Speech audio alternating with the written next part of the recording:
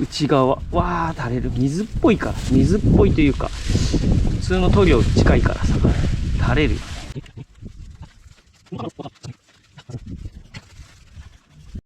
キクシンチャンネル始まるよ。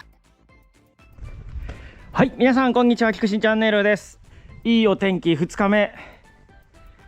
前回ね、全体にフェンダー内とか屋根の裏、それから顔、ここら辺にリブロック B1 を塗ってですね、あとは細かい穴埋めもね、こういうところしていきました。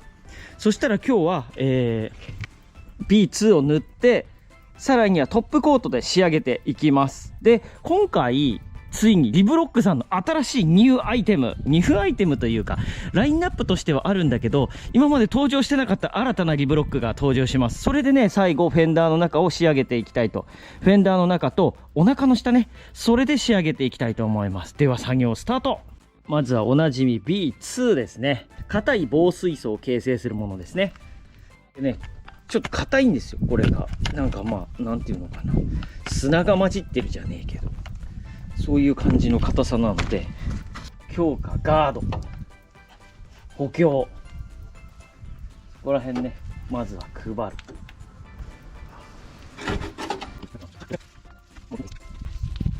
結構手間がかかるんだよね。当たり前だけど。よし、フロント塗りました。B2 はね、B1 に比べて少し白っぽいので、綺麗に見えますよね。2回連続同じ絵面になりそうだから、リブロック B2 を塗るシーンはそそくさと。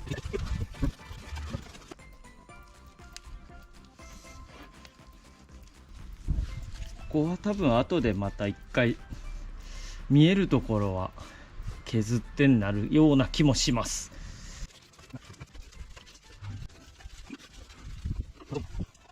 はい、よし、じゃあね、下回りも塗っていきます。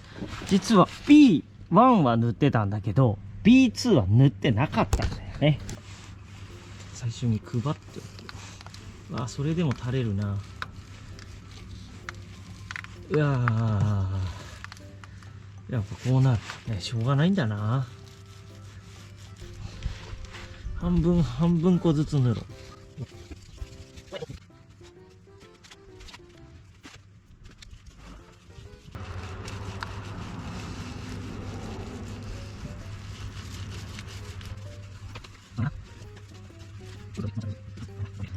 足回り錆びたまんまじゃーんって思ってるかもしれないけど、今後ね、足回りとかはやっぱ走らせていきながら整備していかなきゃいけない箇所だと思っているので、ちょっと外したりなんだりもするので塗ってないです。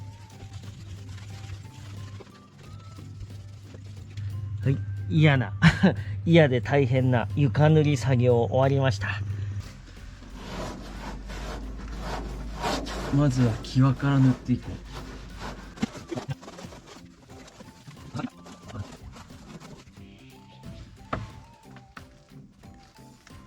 配って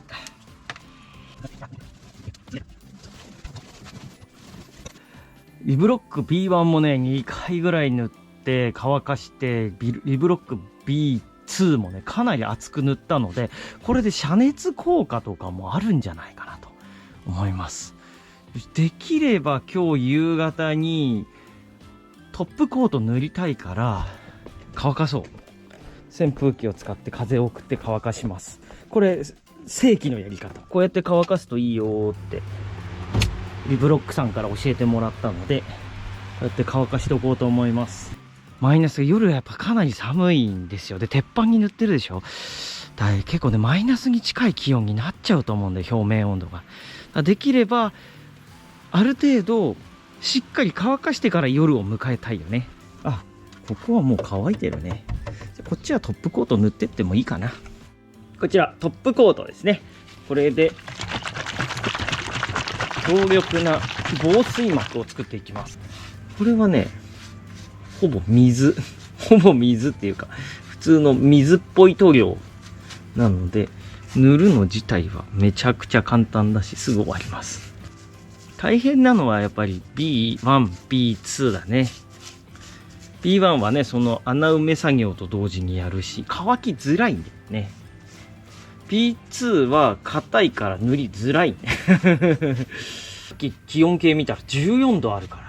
もう間もなくお正月なんですけど、この前のね、雪降ってクソだな、今年はって思ってたけど、意外とその日によってさ、全然気候が違うよね。心配になるぐらい暖かい。修理という意味のレストアっていうことに関しては、まあ、ご覧の通り、いまいちでございますけども、その、今後の処理の方にはかなり時間をかけているので、普通のレストア、わかんない。普通のレストアがちょっとよくわかんないけど、普通はさ、多分板金をしてさ、まあ、色を塗って綺麗に、元通りに戻すんだと思うんだけど、僕の場合は、かなり強化してるから、多分、私が死んでもセルボは残るよね。でもさ、こういうマニアックカーを持ってる人たちってさ、死んだ時どうするのか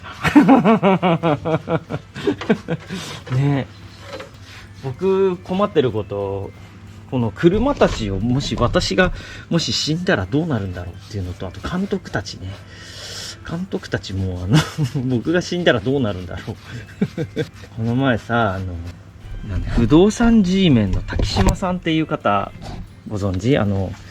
なんか、ワンルームマンション問題とかさ、やってる人なんだけど、その人がさ、横浜のさ、簡宿所、まあ、なんていうの、生活保護の方たちが住んでいる物件を売りに出すっていうのがあって、なんか、横浜市のなんかこの労働者の、状況のことをやってたんだけど、そこにさ、こう、ゴミ捨て場の絵があったの。挿絵なのか、自分で撮った写真なのかわかんないんだけどさ、ゴミ捨て場にさ、監督タイプの子がいたんだよ。もうちょっともう辛くてさ、もう、それやめてと思って。そういう絵写すの。もう胸が張り裂けそうでした。かわいそうに。まあ、しょうがないんだけどさ。でも、ねこう、オーナーを、飼い主さんを失うとさ、失ったりとかさ、やっぱ、維持できない、ね、監督タイプだとしても、大きいからさ、管理できないとさ、まあしょうがないんだけどさ、そうなるんだよね。ぬいぐるみってさ、買うのはいいんだけど、捨てられねえからさ、やっぱり、ね、辛いよね。そこを考えると辛いよね。だから、あんまり増やさないようにしたいなとは思ってるんだけど、言ってると可愛いから買ってきちゃうんだよね。パンダカー増車しちゃったしな。はい、次の日になりました。で、今回、こちらがね、初登場のリブロックです。はい、リブロック T トップコートですね。新発売じゃない。初登場。登場するのが初めて。今までね、登場してなかったんですが、こちら、じゃん。黒いリブロック。はい。黒いリブロックです。こちら塗っていきたいと思います。ぐるぐるぐるぐるぐるぐる。はい。この下回りとお腹の下はね、この黒で塗っていきます。はい。なんで黒かっていうと、多分今後もここの足回りの部品とかは、シャーシブラックっていう防水塗装を車検の時とかにするんだよね。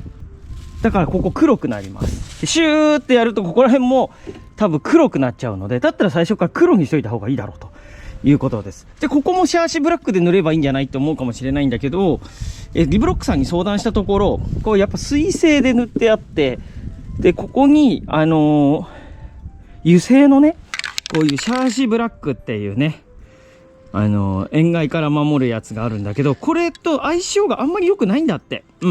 なので、最後のコートの部分は、リブロックのこの黒のトップコートでね、塗っていこうと思います。リブロックって色が何種類かあって、その中の1種類です。で、今までは、白いトップコートで塗ってたんだけど、今回はここは内側は黒いトップコートで塗ります。じゃあ、ここシャーシブラックで後から吹いた時こっちつくじゃん。良くないじゃんっていうことあるかもしれないんだけども、これを黒く塗ろうっていうのは相性が悪いんだけど、ここを塗ったものがこう付着するものに関しては全然問題ないということですね。こちらをね使って内側わー垂れる。水っぽいから、水っぽいというか普通の塗料に近いからさ垂れるよね。塗っていきたいと思います。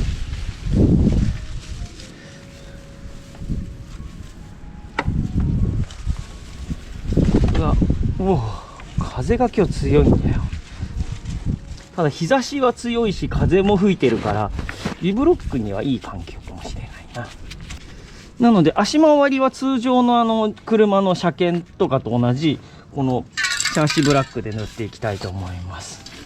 先に足回りを塗らない理由は、今後走行テストをしてダメな部品を変えていきたいと思ってるんだけど、その時に真っ黒に綺麗に塗りすぎちゃうとどこが故障の原因っていうのが分かんなくなりそうな気がして、だからある程度走行テスト、車検に持ってく前の走行テストの段階では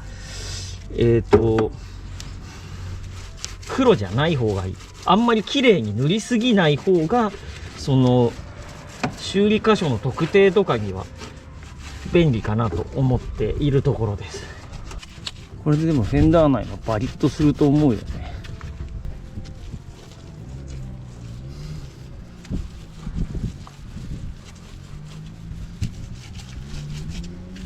まずは配る。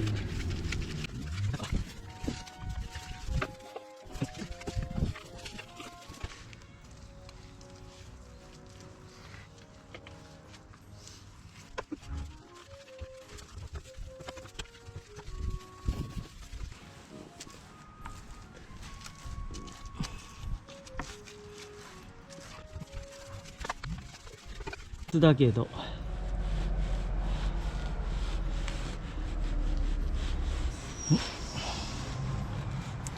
塗っていこう。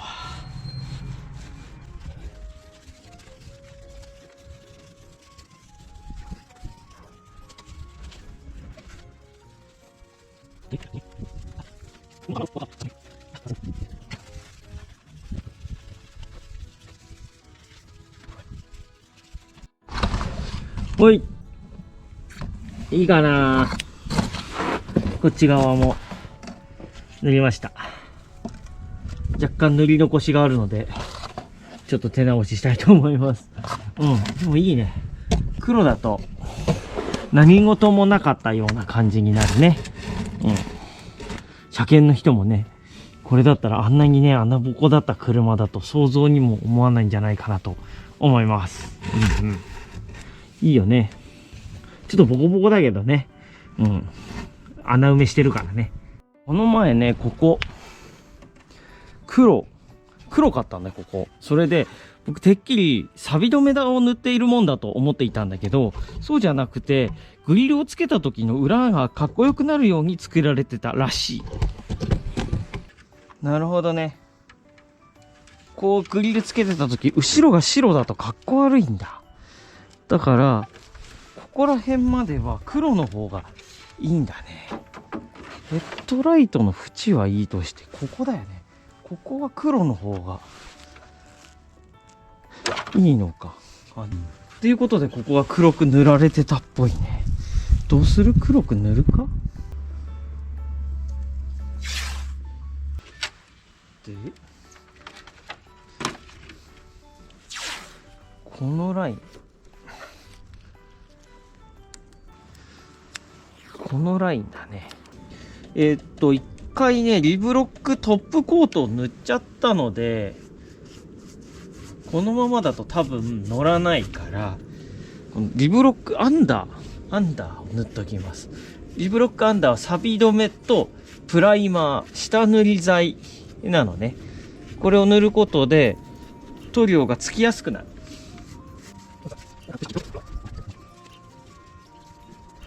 黒っぽくなったということは乾いたということなので塗っていきます。